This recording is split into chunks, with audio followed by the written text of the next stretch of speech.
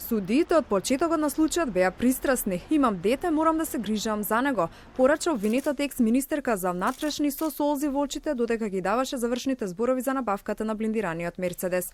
Јанкуловска вели дека поради семејни обврски немала време да подготви квалитетна одбрана.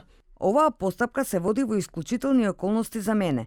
Постои пристрасност кај мнозинството од судечкиот совет кој јавно искажа став дека сум виновна уште при носење на пресудата за Ѓоко Поповски и Никола Груевски. Дополнителна околност за пристрасност е носење на одлука во експресен период. На почетокот на процесот требаше да се грижам за дете кое имаше 2 месеци, а сега на крајот има 3 месеци.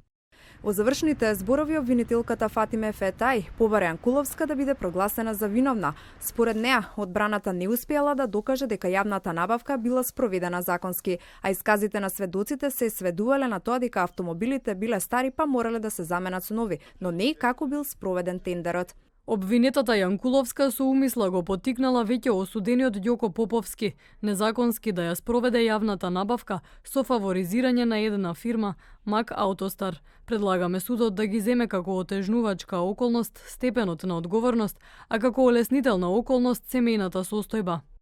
Одбраната пак побара Јанкуловска да биде ослободена. Специјалното јавно обвинителство не изнеле други докази освен аудиоматеријалите кои се незаконски, сметаат адвокатите.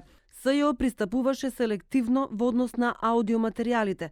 Немаат доказ за автентичноста на гласот на Гордана Јанкуловска со оној од разговорите, кои не беа ниту оригинални, ниту копии. Каква ќе биде пресудата ќе се знае во понеделник. Предходно екс-премиерот обвинет во истиот случај доби 2 години затворска казна, а Ѓоко Поповски беше осуден на 6 години 6 месеци. На Јанкуловска и се судеше одвоено поради ризичната бременост, а честопати се жалеше на нехуман третман од страна на судот поради интензивните рочишта.